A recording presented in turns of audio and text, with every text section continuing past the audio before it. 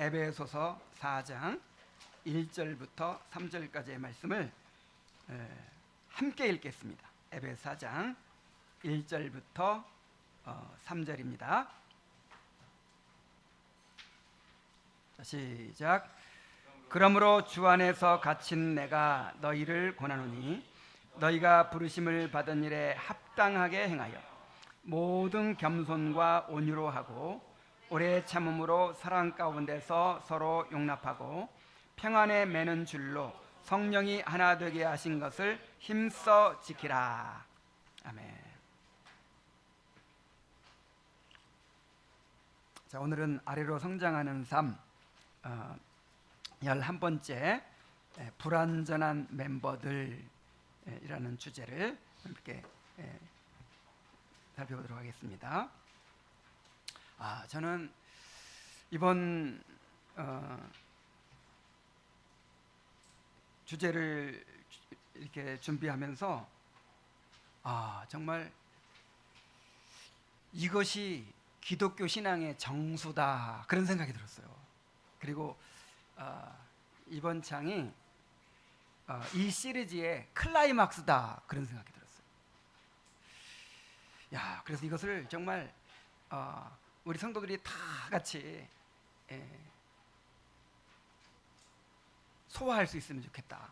이 내용 내가 정말 잘 소화해서 우리 성도들에게 전달할 수 있으면 좋겠다 그런 생각을 했어요. 그래서 정말 군더더기 없이 잘 다듬으려고 이렇게 노력하고 했어요. 왜냐하면 나중에 이거를 읽어보세요. 집에 가서 계속해서 한번 읽어보시고 이 내용들을 잘 소화할 수 있게 되길 바랍니다.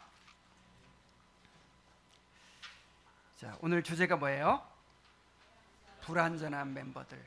불완전함. 근데 이 불완전함이 정말 하나님께서 우리를 구원하시는 통로가 된다는 거예요. 이 불완전함. 자, 하나님의 자녀로 부름받은 우리는 여전히 죄와 싸우는 부패한 존재죠. 그리고 동시에 연약함과 고난을 피할 수 없는 존재입니다. 우리는 날마다 육신의 소욕과 씨름하고 스스로의 힘으로는 도무지 감당할 수 없는 고난 앞에 서게 됩니다. 하지만 이 두 가지 내면의 부패성과 외적인 고난은 하나님께서 우리를 더욱 겸손하게 하시고 그리스도를 의지하게 하시며 성도 간의 진정한 사랑과 연합을 이루게 하시는 도구가 된다는 거예요. 여기다 줄을 쳐야 되는데 이게 핵심이네, 핵심. 오늘 자, 우리에게 불완전함이 있는데 그 불완전함의 내용이 뭐예요? 우리 안에 부패성이 있어서 죽을 때까지 죄와 씨름할 수밖에 없다는 거. 그 다음에 또 우리 육체는 연약하죠. 또 이 세상은 너무 타락했죠. 그래가지고 병들었죠. 그래서 고난이 있을 수밖에 없다는 거. 일생토록 죄 가운데서 탄식하고 일생토록 고난 가운데서 탄식하고 그래서 우리 삶이 불완전할 수밖에 없는 존재인데 이 불완전함이 놀랍게도 첫째 우리를 겸손케 하시고 그래서 그리스도를 의지하게 하시고 그리고 성도 간의 진정한 사랑과 연합을 이루게 하는 뭐가 된다? 도구가 된다. 이게 기독교 신앙의 비밀이에요. 이게 정말 그 인간적인 생각으로는 상상할 수 없는 정말 이 기독교 신앙의 비밀이에요. 자, 우리가 그리스도 안에서 이 사실을 정직하게 인정할 때 이게 무슨 말이냐면 자, 우리는 완전을 추구해요? 불완전을 추구해요? 완전을 추구해요. 우리의 이 본성이에요, 본성. 우리는 완전을 추구하기 때문에 우리가 겸손하지 못하고요. 주님 의지하지 못하고 하나 되지 못해요. 그런데 우리가 불완전한 존재임을 우리가 인식하고 이 사실을 정직하게 인정할 때 이 정직하게 인정하는 사람들이 이 교회 공동체예요. 교회예요, 교회. 교회는 이 깨진 사람들, 연약한 사람들의 모임이거든요. 죄인들의 모임이거든요. 자, 그렇게 할 때, 인정할 때 우리는 서로를 판단하지 않고 사랑으로 용납할 수 있으며 오직 주님의 은혜에 기대어 함께 자라갈 수 있습니다. 우리 안에 남아있는 죄의 본성과 고난의 현실이 어떻게 하나님의 손에 붙들려서 겸손과 사랑과 성숙으로 이끄는 은혜의 도구가 될 수 있는지를 이 시간에 함께 살펴보도록 합시다. 자, 먼저 우리의 영적인 불완전함을 한번 생각해 봅시다. 영적인 불완전함. 오늘 불완전을 살펴보는데 두 가지라 그랬죠. 하나는 영적인 불완전함, 내면의 부패성. 또 한 가지는 고난의 문제. 정말 이것 때문에 우리가 날마다 씨름하고 탄식하는 문제잖아요. 이걸 오늘 살펴보는 거예요. 자, 영적인 불완전함을 봅시다. 신자의 삶에는 성령의 인도하심과 육신의 소욕 사이에 지속적인 갈등이 존재합니다. 갈라디아서 5장 17절에 보면 육체의 소욕은 성령을 거스르고 성령은 육체를 거스르나니 이 둘이 서로 대적하므로 너희 원하는 것을 하지 못하게 하려 함이니라 그랬죠. 우리 안에서 끊임없이 투쟁이 있어요. 우리는 성부 하나님을 기쁘시게 해드리고자 하지만 우리 안에 내주하는 교만의 원리는 이 거룩한 소원을 끊임없이 방해합니다. 은혜로 말미암아 양자의 영께서 우리 마음에 겸손한 갈망을 불러일으키시지만 육신은 여전히 하나님의 뜻을 거스릅니다. 그런데 한 가지 역설은 우리는 더 거룩해질수록 더 거룩하지 못하다고 느껴요. 지난주에도 어떤 성도하고 잠깐 교제를 했는데 자신의 그 부족함과 연약함과 그냥 그 죄성에 대해서 너무 고민하고 그렇게 안타까워하고 그냥 막 그러고 있어요. 근데 우리가 보기에는, 옆에서 보기에는 어때요? 처음 시작할 때보다 엄청 지금 성장했어. 근데 본인은 어떻게 생각해요? 점점 더 죄를 크게 느끼는 거예요. 근데 그럴 수밖에 없어요. 우리가 하나님을 알아가면 알아갈수록 하나님의 거룩함을 알아가 우리 자신의 죄를 알기 때문에 그 갭이 커질까요? 줄어들까요? 우리가 추구하는 목표에서 우리가 추구하는 목표는 하나님의 의잖아요. 하나님의 의. 자, 거기서 멀어져요? 가까워져요? 멀어지지. 옛날에 하나님에 대해서 몰랐을 때는 내가 뭐 죄인이긴 죄인인데 큰 죄인인지 몰랐어. 근데 하나님에 대해서 이만큼 알아가고 나니까 어때요? 또 내 자신에 더 깊이 알고 나니까 그 갭이 커져요? 작아져요? 커져요. 그래서 거룩해질수록 더 거룩하지 못하다고 느끼게 되는 거예요. 겸손해질수록 더 큰 교만을 인식하게 되는 거예요. 그리스도의 영광의 빛이 우리의 남아있는 죄를 점진적으로 드러내면 우리는 더욱 낮아져서 탄식하지 않을 수 없다는 거예요. 이게 진짜 제대로 된 성장입니다. 자, 수없이 강조했던 말이죠. 내가 처음 믿을 때보다 술도 끊고 담배 끊고 욕도 안 하고 거짓말도 줄이고 화도 덜 내고 점점 거룩해지는 것 같아요. 점점. 야, 내가 그래서 처음부터는 많이 거룩해졌지? 이거 지금 바리새인이 돼가고 있는 거예요. 완전히 신앙이 잘못되고 있는 거예요. 정말 신앙이 제대로 되면 어떻게 느껴야 돼요? 처음보다 이 죄가 더 절실하게, 더 크게 그게 느껴지는 거예요.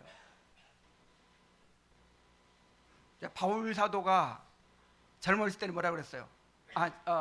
바울 사도가 예수님 만나기 전에는 율법의 의로는 흠이 없는 자라 그랬죠? 근데 예수님 만나고 나서 뭐라 그랬어요? 내가 모든 성도 중에 지극히 작은 모든 사도 중에 지극히 작은 자라.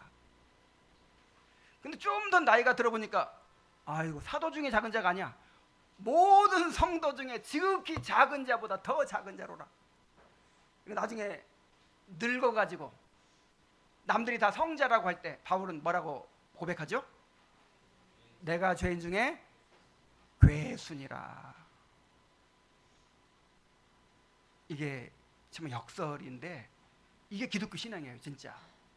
그래서 정말 이 기독교 신앙을 제대로 하면 세월이 갈수록 죄인이 돼요, 의인이 돼요? 죄인이 되는 것입니다. 죄인 중에 괴수가 돼가는 것이 이게 정상적인 성장이에요. 자, 이것을 바울 사도의 삶이 보여주죠. 바울 사도는 로마서 7장 14절에 15절에서 이런 사실을 분명하게 보여줍니다.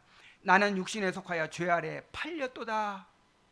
내 속 곧 육신에 선한 것이 거하지 않은 줄을 내가 아노니 오호라 나는 곤고한 사람이로다. 바울은 자신의 죄에 대해 책임감을 느끼고 깊이 탄식했어요. 자, 책임감을 느꼈다는 거 이게 중요합니다. 왜 이 말을 쓰는지 나중에 알 수 있어요. 그러나 그는 또한 자신이 그리스도 안에 있기 때문에 죄가 궁극적으로 자신을 규정할 수 없다는 것을 또 알았어요. 그의 내면에 내주하는 죄는 그의 죄였지만 그의 인격을 지배하는 원리는 아니었어요. 이게 중요해. 자, 이게 정말 중요한 원리인데, 자, 탄식은 탄식인데 누가 불러일으키는 탄식? 하나님이 불러일으킨 탄식이 있어요. 그러니까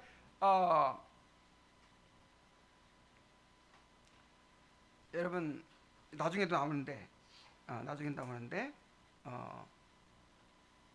내가 죄인이라는 탄식 그 자체가 중요한 게 아니고 그게 하나님이 불러일으킨 탄식이냐 이게 중요한 거예요. 겸손한 탄식이냐 교만한 탄식이냐 이게 중요한 거예요. 자, 근데 바울은 보세요. 책임감을 느꼈다 그랬죠. 이게 누구 죄다? 내 죄다, 내 문제다 하고 정말 하나님 앞에서 탄식하는 거예요. 오라 나는 곤고한 사람이었다. 이 사망의 몸에서 누가 나를 건져내랴. 그러면 그냥 절망에 빠져버려야 되잖아요. 그렇죠? 그런데 그렇지 않았다는 거예요. 로마 7장 20절에 또 이렇게 얘기합니다. 만일 내가 원하지 아니하는 그것을 하면 이를 행하는 자는 내가 아니요 내 속에 거하는 죄니라. 그래요. 야, 자기의 책임감을 분명히 느꼈다고 했는데 또 여기서 뭐라 그래요? 이게 나가 아니다. 이게 내가 아니다는 거예요. 자, 이게 무슨 말일까요? 나중에 또 반복해서 나옵니다.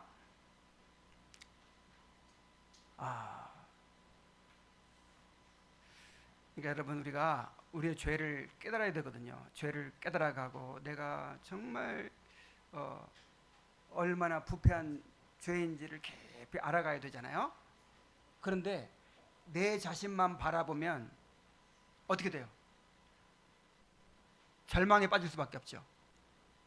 절망에 빠질 수밖에.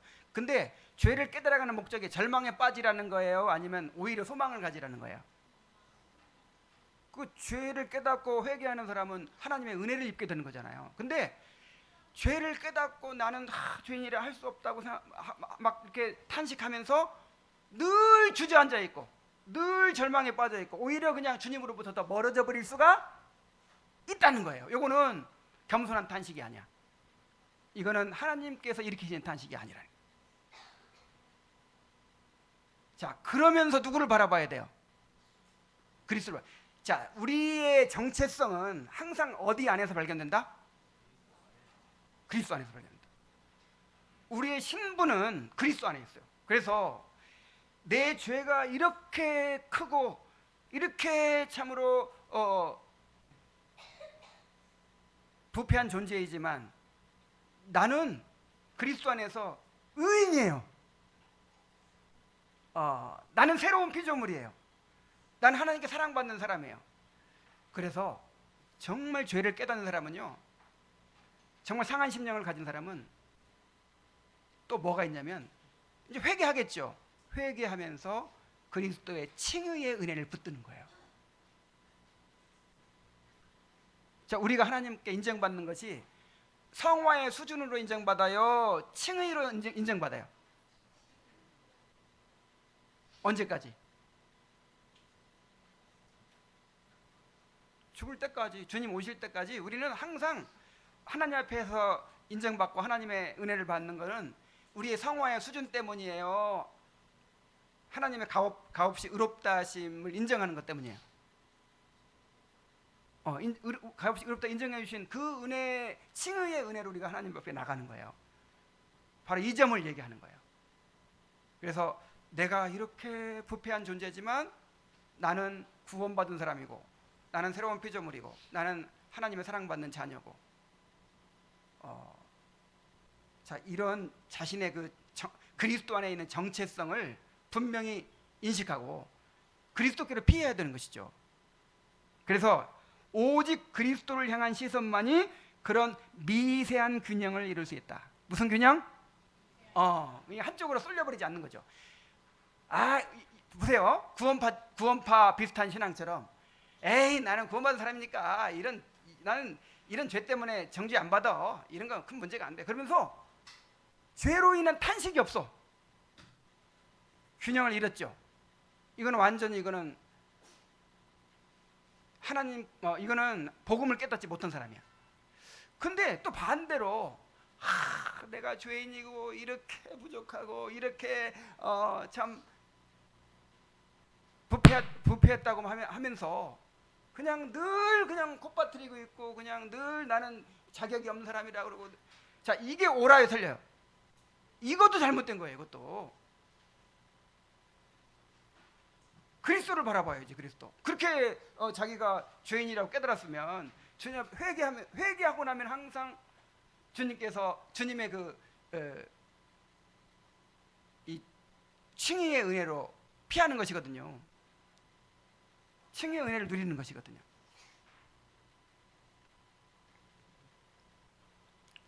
자, 근데 어떤 시선만이 그런 균형을 이룰 수 있어요? 그리스도를 향하는 시선만이. 근데 불행히도 교회 안에 그런 시선을 찾아보기가 매우 어렵다는 거예요.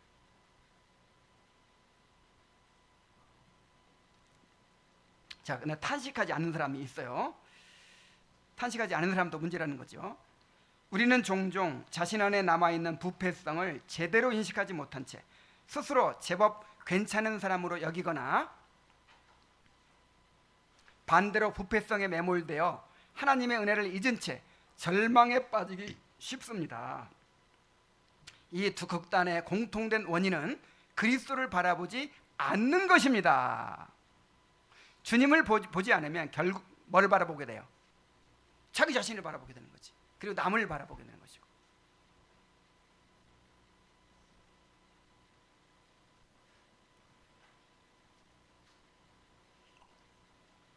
자, 그리스도 안에서 우리의 정체성을 찾고, 그리스도 안에서 죄를 탄식해도 어디서 탄식해야 돼?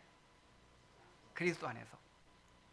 그런데 그리스도를 바라보는 시선을 벗어나 가지고 나를 바라보고 죄를 탄식하고, 아니면 나를 바라보고 스스로 어렵게 여기고, 이 양자가 다 교만이라는 거예요. 양자가. 지난번에 그랬죠. 주님 바라보는 게 겸손이고 나를 바라보는 게 교만이에요. 자, 이러한 시선은, 자기를 바라보는 시선은 교만으로 이어지며 교회 안에서는 종종 타인과의 비교로 나타납니다. 하나님과 나를 비교하는 대신 다른 사람과 나를 비교하며 우월감을 느끼거나 자책에 빠지는 것입니다. 이는 자기를 의지하는 교만의 표현입니다. 자, 우리 영혼의 문제를 올바로 보지 못하는 이유는 창조주보다 피조물을 높이는 교만입니다. 그러나 그리스도의 아름다우심은 우리에게 올바른 동기를 부여하고 그분의 능력은 죄와 싸울 수 있는 힘을 공급합니다. 교만은 그리스도를 바라보지 못하게 하여 결국 우리를 무기력하게 만듭니다. 그래서 탄식도 무슨 탄식을 해야 돼요? 겸손한 탄식. 하나님께서 일으키신 탄식이고 겸손한 탄식 해야 되죠. 자, 겸손한 탄식. 그리스도를 지향하는 자기 인식을 가진 사람은 현재 자신의 영적 상태에 만족하거나 쉽게 낙심하지 않습니다. 균형을 이룬다는 거죠. 진정으로 겸손한 자들은 자기 연민이 아닌 그리스도 중심적인 자기 혐오를 경험합니다. 여러분, 이거를 잘 구분할 수 있기를 바랍니다.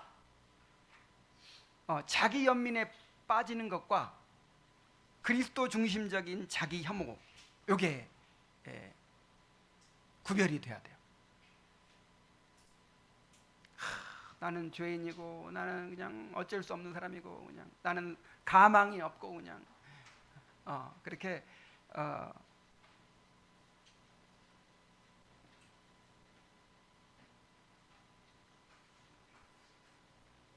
자, 그런 자기 연민이 아니에요.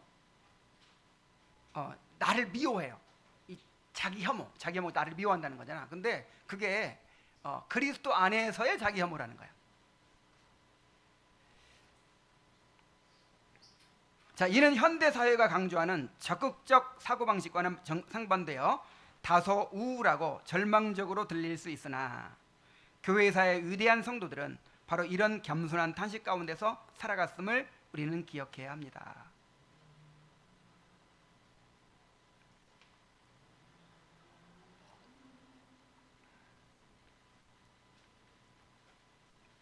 자, 현대 사회가 강조하는 분위기가 뭐예요, 지금?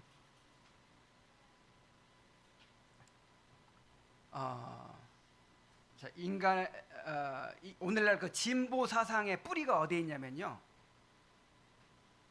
성선설이에요. 성선설. 그러니까 인간은 본래 선하게 태어났다는 거예요. 그래서 이렇게 이 사회 구조만 잘 만들어주고 그렇게 하면 정말 좋은 세상을 만들어갈 수 있다는 거예요. 이게 이제 이 진보 사상의 뿌리입니다. 그래서 오늘날 이 포스트 모던 사상의 이 핵심이 뭐냐면 인간을 너무 선한 존재로 보고 인간을 높이는 거잖아요.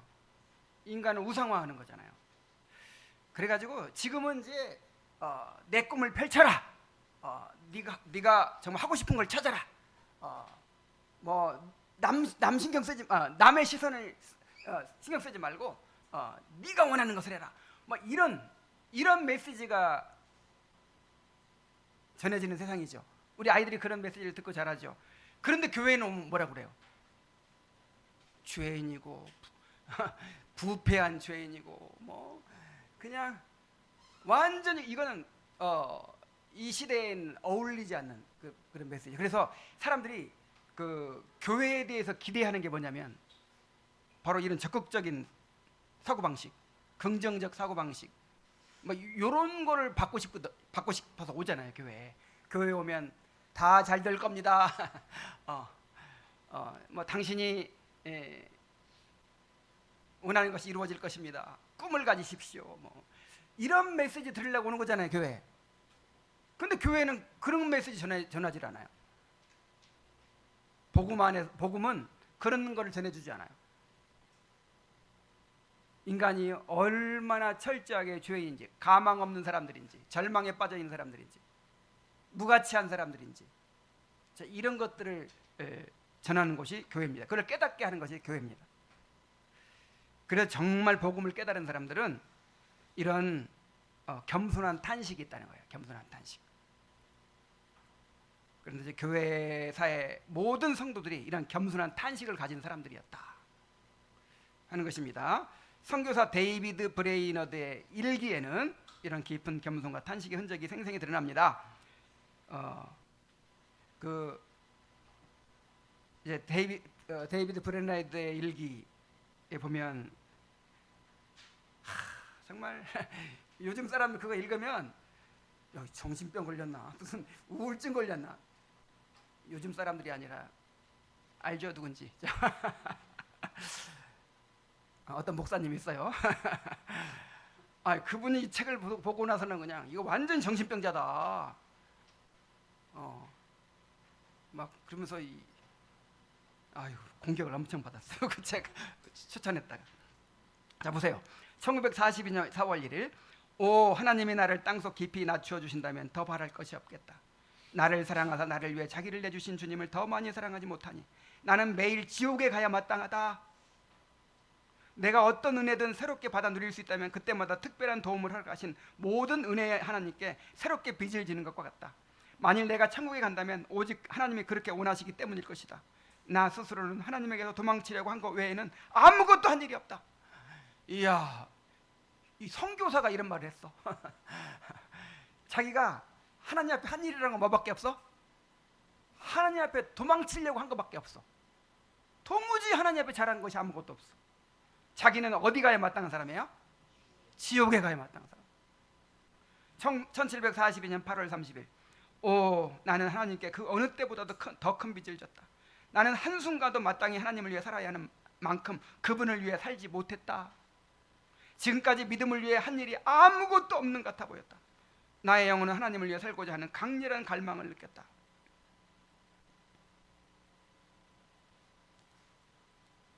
자, 이게 모든 교회사에 경건한 사람들의 고백이라는 거예요. 그런데 왜 우리의 일기에서는 은혜가 충만한 이런 고뇌의 울부짖음이 발견되지 않는 것일까? 그 이유는 우리의 영혼이 우리를 사랑하사 자기를 내어주신 하나님의 아들을 바라보지 않기 때문입니다. 그랬어요.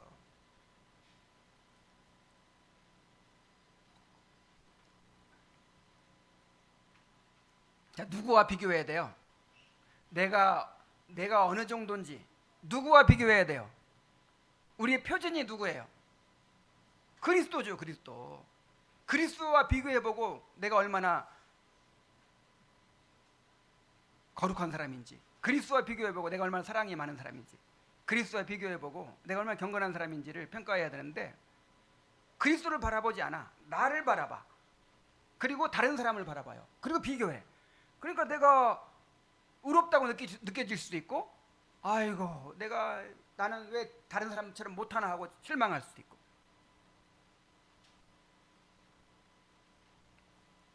자, 바울과 데이비드 브레이너드가 자신을 깊이 낮추어 평가한 이유는 그들의 정체성이 육신이 아닌 어디에 있기 때문이다?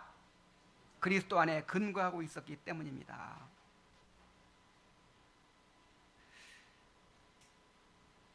자, 그리스도 안에서 우리 죄를 바라봐야 정확하게 바라볼 수 있는 거예요. 그들은 그리스도를 더 깊이 알아갈수록 자신의 가장 훌륭한 행위조차도 육신의 부패성에 의해 오염되어 있음을 더욱 분명히 인식했습니다. 하나님께서 중보자이신 그리스도를 통해서 모든 것을 이루어 주셨음에도 그들은 여전히 자아를 높이고 사랑하려는 경향을 완전히 버리지 못한 자신을 바라보면서 겸손한 탄식을 쏟아냈습니다. 그러니까 주님의 은혜를 깨달으면 깨달을수록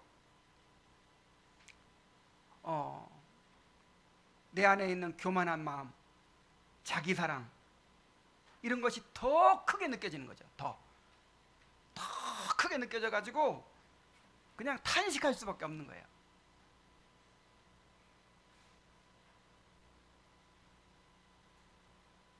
우리 교회가 탄식하는 교회가 되어야 합니다. 겸손을 통해 아래로 성장하는 교회는 자신의 죄성과 불완전함을 깊이 자각하는 신자들로 구성됩니다. 이게 교회 공동체인 거예요. 이게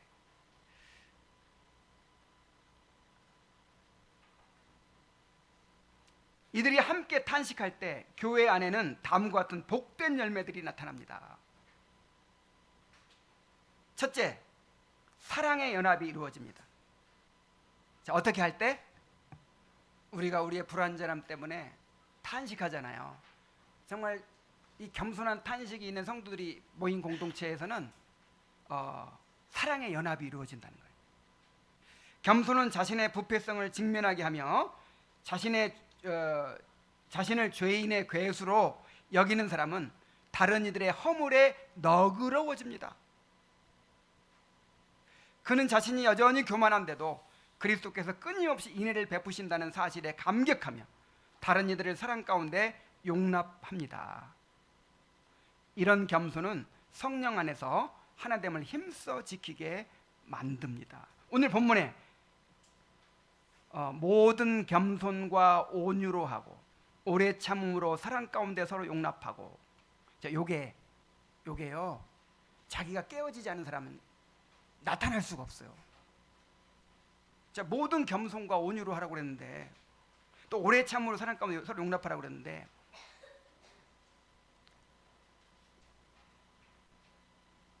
내가 주님 앞에서 정말 지옥과에 마땅할 죄인임을 깊이 인식하고, 그런 죄인이 값없이 의롭다 함 받고 주님의 은혜로 지금 내가 이렇게 살아간다는 걸 깨달은 사람들은 다른 사람의 허물에 대해 너그러워진다는 거예요. 내가 지금 그런 자격 없는 자인데, 내가 그렇게 큰 죄에서 용서받고 있는데, 내가 1만 달란트를 탕감받은 사람인데 그 500데나리온 그 문제가 안 되는 거예요.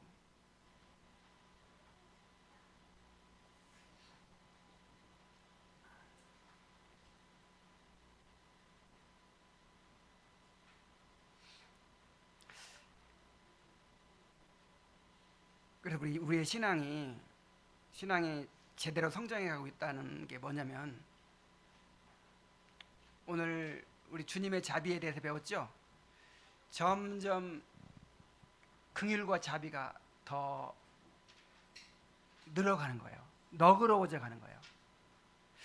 근데 이게 신앙이라고 하는 게 또 사람을 굉장히 이렇게 빡빡하게 만들고, 녹슨 기계 돌아가듯이 빡빡하게 만들고, 그냥 인색하게 만들고, 그냥 다른 사람의 그 부족함의 잘못에 대해서 그냥 따지게 만들고 이렇게 되거든요.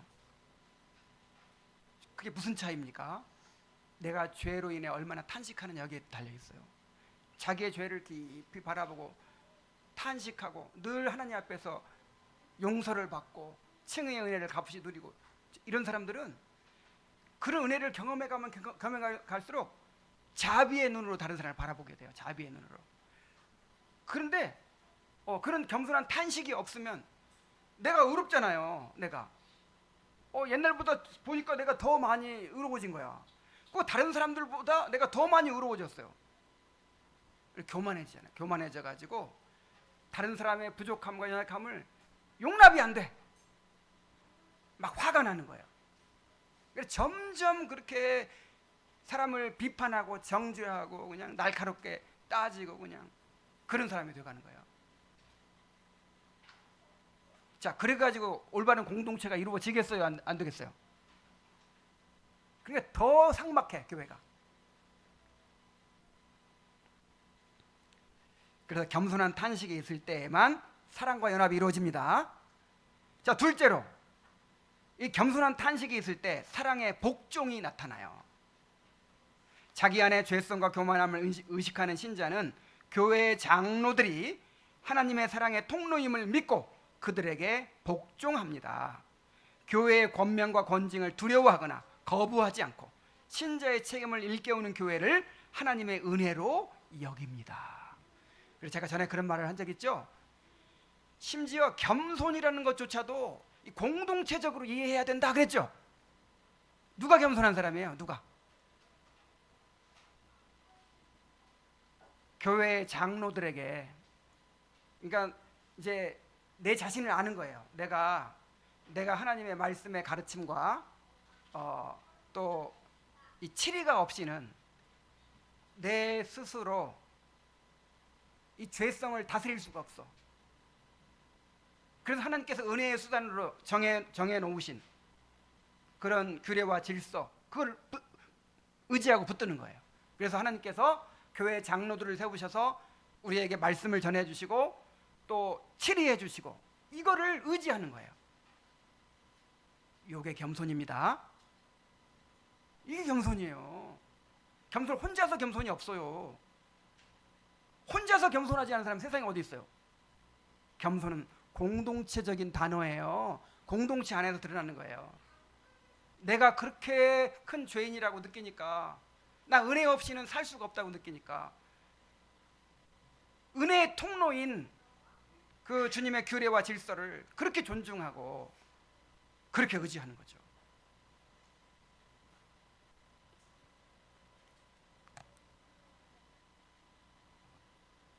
오늘날은 간섭받기 싫어하잖아요. 다 간섭받기 싫어하고 신방받기 싫어하고 내 맘대로 하고 싶고. 이게 교만이에요. 이게 교만이에요. 내 힘으로 안 된다는 걸 알기 때문에.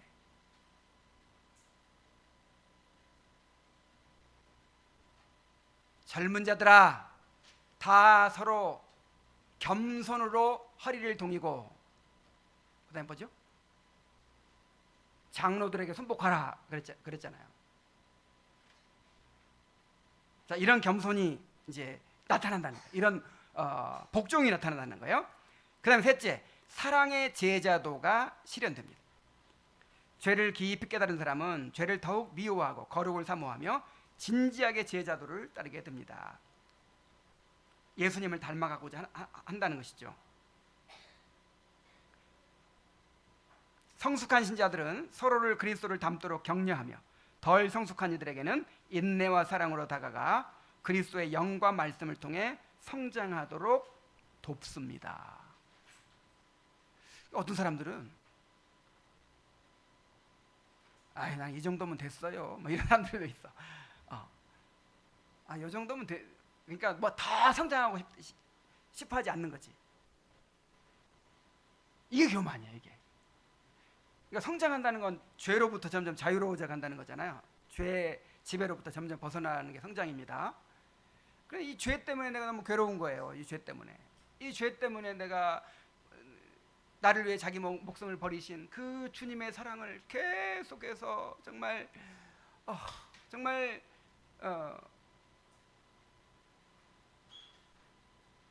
온전히 사랑으로 반응하지 못하고 더 그 은혜를 짓밟고 이런 사람이 더 괴로운 거예요. 더 주님의 사랑을 깨달을수록 더 괴로워.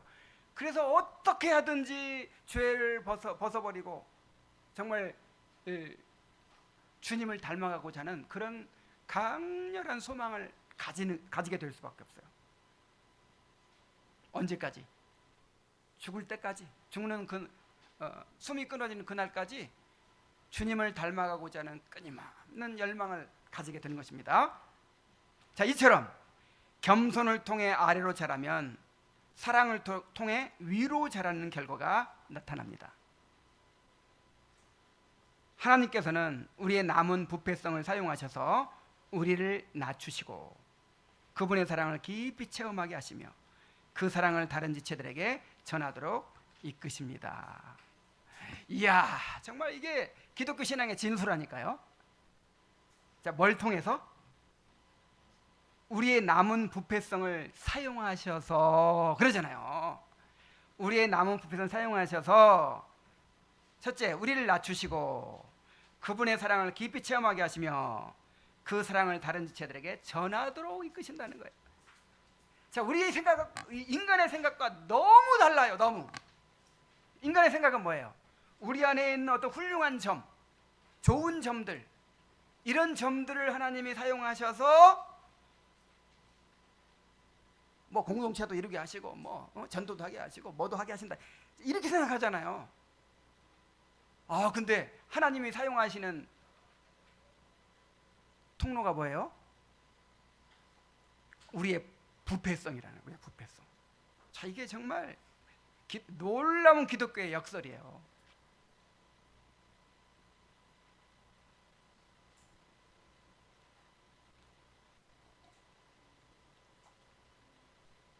그냥 알기 쉽게 설명할게요. 알기 쉽게. 이 목회를 하다 보면 너무 의로운 것이 문제가 되는 사람들이 있어요.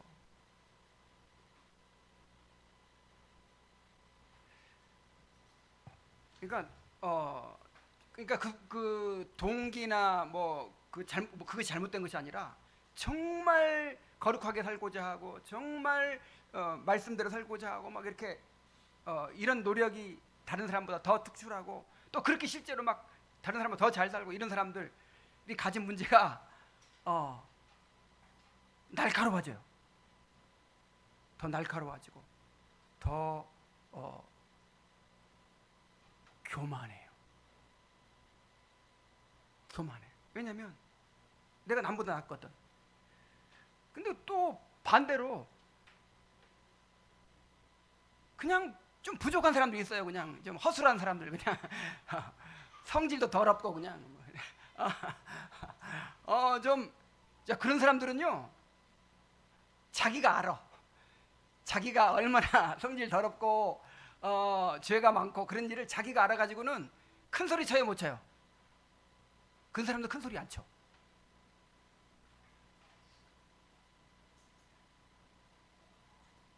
그래서 어떨 때 보면은 그런 사람들이 더 오히려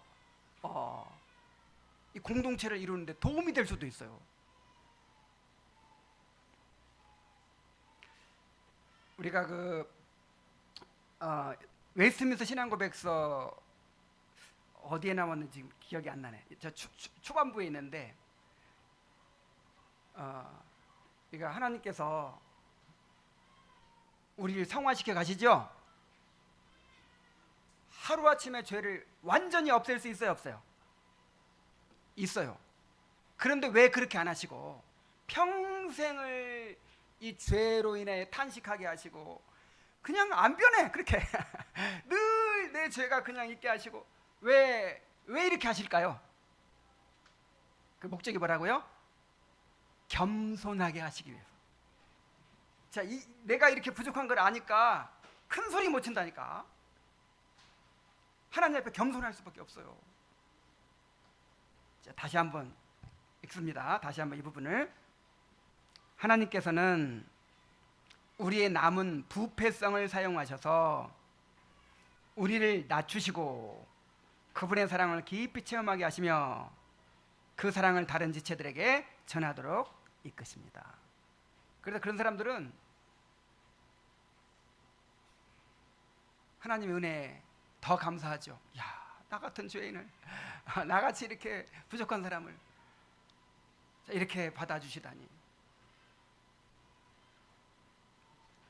정말 겸손한 단식이 있게 되길 바랍니다. 자, 이게 이제 우리 부패성, 우리 영혼의 불완전을 지금 다뤘어요. 그 다음에 또 한 가지는 육체적 불완전이에요. 육체적 불완전. 이거는 이제 고난을 말하는 것입니다. 세상은 약점과 고난을 제거하는 것이 참된 기쁨과 생명에 이르는 길이라고 주장합니다. 이게 인간 본성으로 정말 이해하기 쉬운 길이죠. 권력, 아름다움, 건강, 부와 성공이 그 길이라고 말합니다. 그러나 성경은 연약함이 참된 길임을 가르칩니다. 그 이유는 겸손이 곧 생명의 길이기 때문입니다. 이야, 또 이게 또 기가 막힌 기독교의 비밀이에요.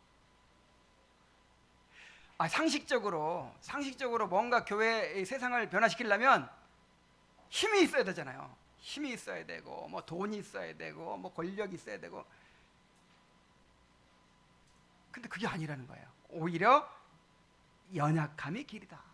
자, 뭐가 길이다? 왜? 겸손이 생명의 길이기 때문에. 하나님이 겸손한 자를 사용하시기 때문에. 하나님께서 우리의 고난을 거룩하게 하실 때 그 고난은 우리 안에 그리스도를 높이는 겸손한 마음을 낳습니다. 근데 여기 주의할 점이 있어요. 그러면 고난받으면 다 겸손해지느냐? 그건 아니라는 거예요. 모든 고난이 자동으로 겸손으로 이어지는 것은 아닙니다. 고난은 오히려 교만을 강화할 수도 있고 하나님을 향한 분노와 불평으로 폭발할 수도 있습니다. 고난은 성령의 역사 없이는 오히려 사악한 교만의 불씨가 될 수 있습니다. 그러나 성령께서 역사하실 때 고난은 우리를 참된 겸손으로 이끄는 도구가 되며 그리스도께 나아가는 길이 됩니다. 그래서 고난당할 때는 기도하라고 한 거예요. 자, 고난당할 때는 뭐 하라? 그러니까 여러분, 고난당하면 다 겸손해지는 게 아니고 고난을 많이 당해가지고 마음이 너무 강팍해진 사람들이 있어요. 고난을 너무 많이 당하다 보니까 너무나도 자기 보존 욕구가 강해지고 그렇게 폭력적이 되고 그렇게 이기적이 되고. 자, 그런 사람이 있어요, 없어요? 얼마든지 있죠. 그래서 여기서 무슨 용어를 사용하냐면 거룩하게 하는 고난, 이런 말을 써요. 우리 한번 따라해 봅시다. 거룩하게 하는 고난. 우리가 당하는 모든 고난이 거룩하게 하는 고난이 되기를 바랍니다. 고난은 죽어라고 봤는데 그것 때문에 겸손해지지 않아. 그러면 그 저주예요, 저주. 세상에 그런 불행이 어디 있어요? 그러나 아무리 큰 고난을 받아도 그것 때문에 겸손해지고 하나님의 은혜를 받게 된다면 그것은 축복입니다.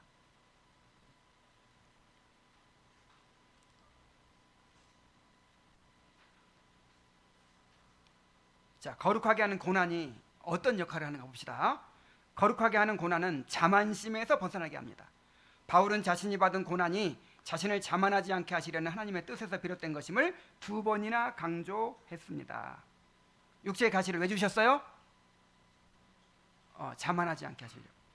하나님께서 우리에게 은혜의 축복을 베푸셔서 영적 물질적 풍요를 누리게 하실 때 우리의 마음은 쉽게 안일해지고 교만해지며 세속적인 영향을 띠게 됩니다. 호세아 13장 5절 6절에 내가 광야 마른 땅에서 너를 알았거늘 그들이 먹여준 대로 배가 불렀고 배가 부르니 그들의 마음이 교만하여 이로 말미암아 나를 잊었느니라 그랬어요. 사람이 제일 위험할 때가 언제냐면 풍요를 누릴 때예요. 자, 언제가 위험할 때예요? 물론 이제 고난받을 때도 시험의 때라고 하죠. 고난받을 때도 이렇게 위험한 때긴 한데 풍요를 누릴 때가 몇 배 더 위험해요. 뭘 봐서 알 수 있냐면 성경에서 고난을 통해서 주님께 돌이킨 예는 많아도 풍요로워졌을 때 더 주님을 사랑하고 겸손해진 예가 있어요, 없어요? 거의 없어요. 우리 인간이 그래요. 풍요로워지면 마음이 교만해져요. 안일해지고 하나님의 은혜를 의지하지 않게 되겠죠. 교만해지고 세속적인 성향을 띠게 된단 말이에요. 그러니까 우리 욕심이라고 하는 것이 우리가 아까 그런 얘기를 했죠. 하나님을 알아간 만큼 하나님과 우리 사이의 갭이 더 커진다 그랬죠. 그런 것처럼 우리가 뭔가를 누리면요, 우리 만족할 수 있는 마음이 그걸 뭐라고 표현하면 좋을까? 그러니까 더 많은 걸 요구해요. 처음에 배고플 때는 너무너무 배고플 때는 보리떡 하나만 먹었으면 좋겠다. 근데 보리떡 먹고 배불러졌어. 그 다음에는 욕심이 어떻게 돼요? 그냥 더 커져가지고 이제 보리떡 갖고 만족할 수 있어요, 없어요? 이제 보리떡 갖고 만족할 수가 없어.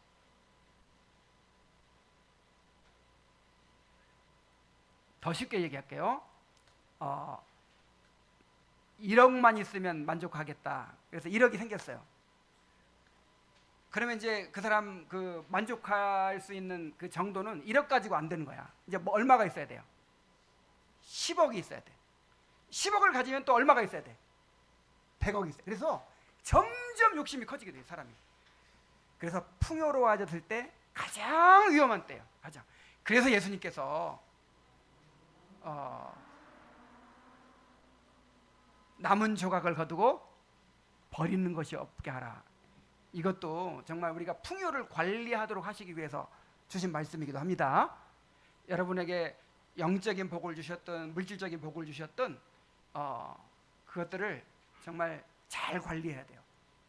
그것이 교만으로 향하지 않도록, 그것 때문에 욕심이 더 커지지 않도록.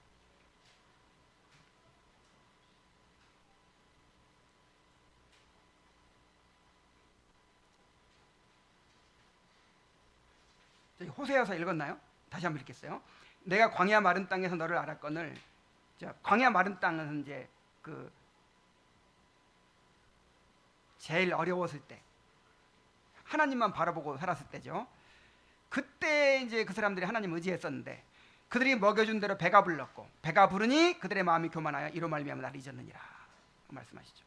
이것이 하나님의 새 언약의 백성을 고난받는 백성으로 만드시는 이유입니다.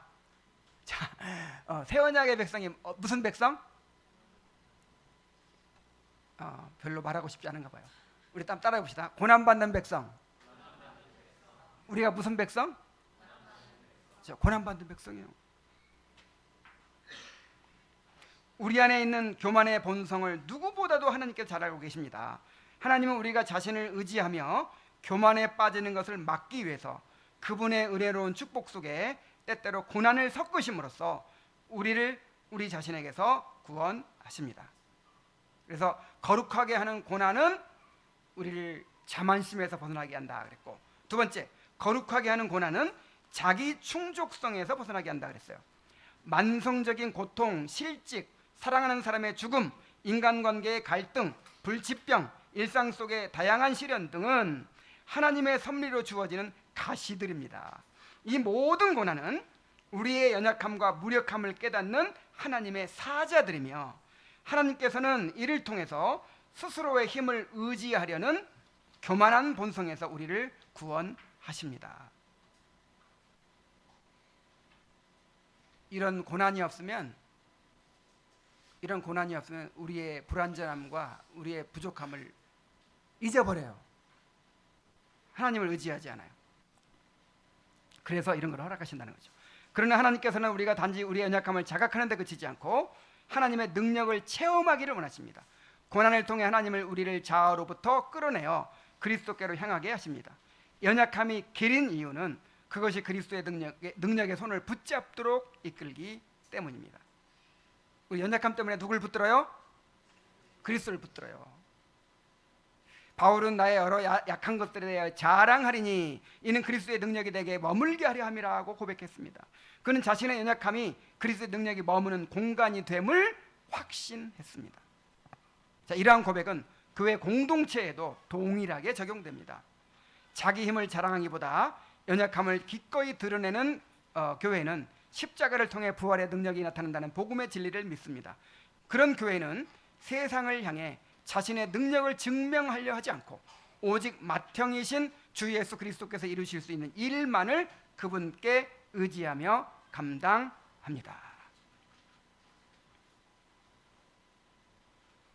그래, 복음을 깨달은 사람들은요, 자기 자랑이 없어진 사람들이에요. 다 자기 자랑하고 싶어 살잖아요. 사실 내가 그래도 이런 사람이야, 이런 맛으로 사는 거잖아, 인간이. 근데 요게 깨져버린 사람들이 새 언약의 백성들이에요. 그래서 교인들이 모이면 내가 이런 사람이야 이걸 나타내려고 하는 게 아니라 자신의 연약함을 드러내요. 그래서 연합이 이루어지는 것이죠. 자, 세 번째로, 거룩하게 하는 고난은 자기 지혜에서 벗어나게 합니다.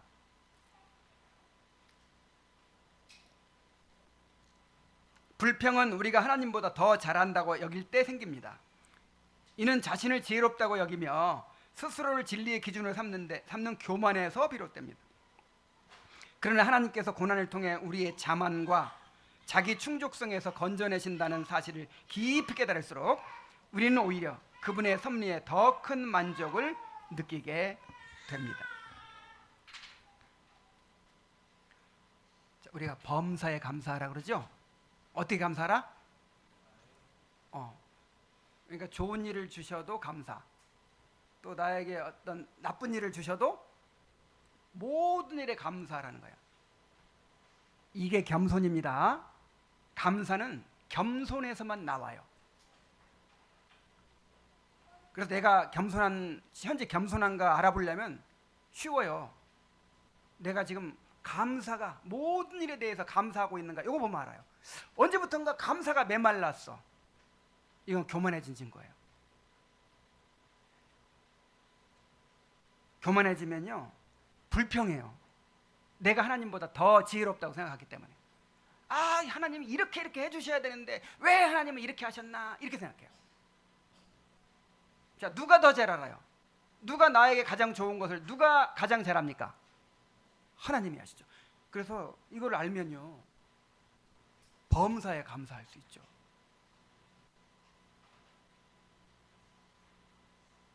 하나님은 최선의 목적을 이루기 위한 최선의 수단이 무엇인지를 완전히 아시는 분입니다. 실수할 수 있는 인간의 교정도 우리가 기꺼이 받아들여야만 한다면, 실수하지 않으시는 하나님께서 우리의 교만한 자세를 교정하실 때 우리는 더욱 겸손히 받아들여야 합니다. 그 교정은 종종 고통이라는 도구를 통해서 이루어집니다. 성경은 고난이 세상 속에서 교회를 향한 하나님의 뜻임을 말씀합니다. 고난은 놀랄 일이 아니라 하나님이 자기 자녀들을 겸손하게 만드시고 자신의 능력을 온전히 의지하도록 이끄시는 은혜의 수단입니다. 자, 고난이 뭐라고 그랬어요? 은혜의 수단이래요. 그래서 교회가 박해의 시대에도 오히려 번성하는 이유는 하나님께서 그러한 시련들을 그리스도를 지향하는 자기 인식을 형성하는 축복의 수단으로 사용하시기 때문입니다. 고난 속에서 길러진 겸손한 성도들은 자기 지혜를 의지하지 않고 하나님만을 바라보며 살아갑니다. 이제 결론이에요. 결론이 뭡니까? 우리의 불완전함을 기꺼이 인정하라는 거예요. 진짜 모든 문제는 어디 생기는 줄 아세요? 완전주의에 생겨요. 완전주의. 무슨 주의? 이거 완전을 요구하는 거야. 우리는 불완전할 수밖에 없다니까. 두 가지 면에서. 우리가 죽을 때까지 이 부패성을 벗어날 수 있어요, 없어요? 없어. 그래서 우리는 다윗 보세요. 다윗이 인생의 절정, 경건의 절정, 그야말로 성자가 됐다고 생각했을 때가 한 50대 중반인데, 그때 무슨 죄 지었어요? 밧세바와 간음하고 충신 우리아를 죽이고 세상에 조폭보다 더 악한 사람으로 드러났잖아요. 야, 이걸 어떻게 우리가 이해해야 될까? 나는 이게 도무지 이해가 안 가더라고요. 이게 점점 성화가 됐으면, 점점 성화가 돼가지고 이제 절정에 이르렀으면, 근데 무너져도 조금 무너져야 되는데 어떻게 돼버렸어요? 이 세상에 어떤 악한 사람보다 더 악한 사람이 돼버렸네.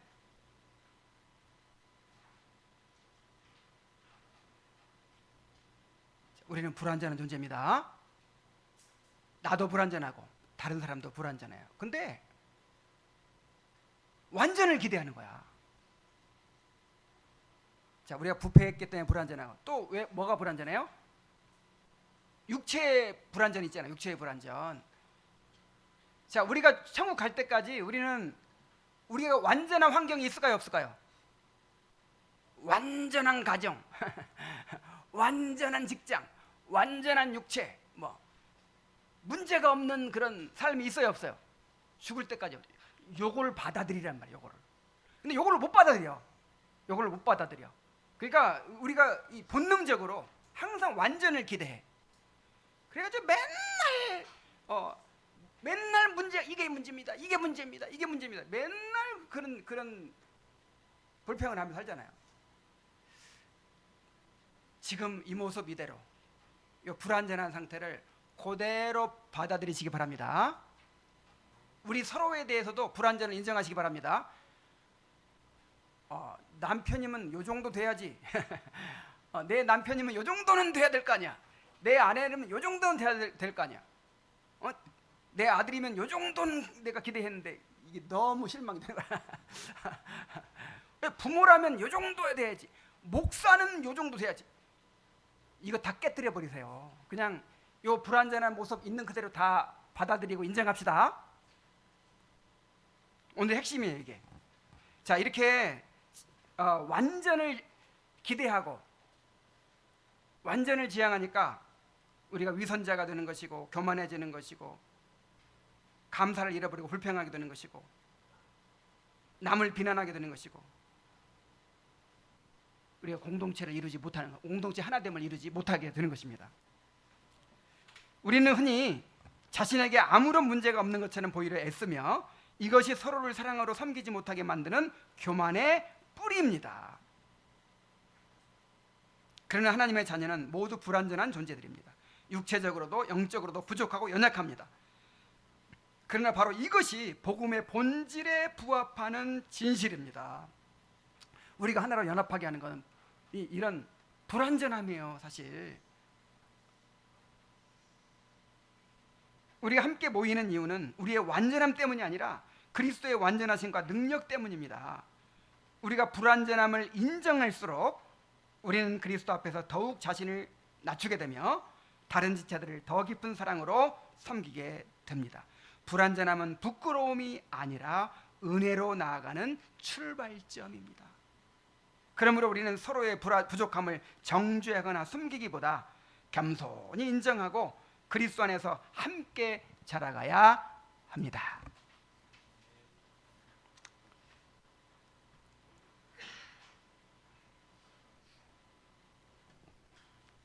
오늘 핵심은 공동체죠. 공동체.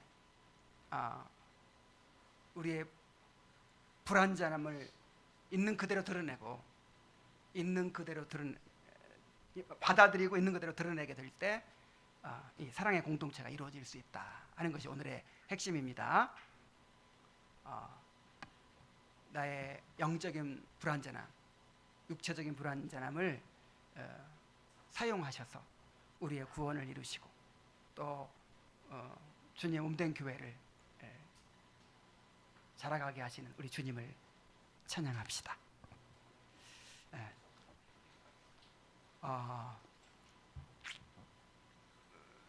우리가 이제 그 예배 끝나면 말씀이 끝나면 함께 기도하는 시간을 좀 갖기로 했어요. 그래서 오전 예배 때는 그렇게 하지 않고 오후 예배 때 그렇게 하려고 하거든요. 우리 잠시 한번 기도하는 시간을 갖도록 하겠습니다. 오늘 주신 말씀에 따라서 우리 각자 한번 기도합시다. 정말 우리 삶에 영적인 불완전함이 있고 또 육체적인 불완전함이 있습니다. 그런데 이것을 우리가 받아들이지 않고 인정하려고 하지 않고 자꾸만 우리 자신을 바라보고 다른 사람과 비교하고 하기 때문에 정말 우리가 은혜를 받지 못하고 또 우리 공동체가 하나 될 수 없다는 것을 말하고 있어요. 정말 그리스도를 바라보게 해주시고 우리의 불완전함을 받아들이고 그걸 주님께 맡길 수 있도록 해달라고 잠깐 각자 좀 기도하시기 바랍니다.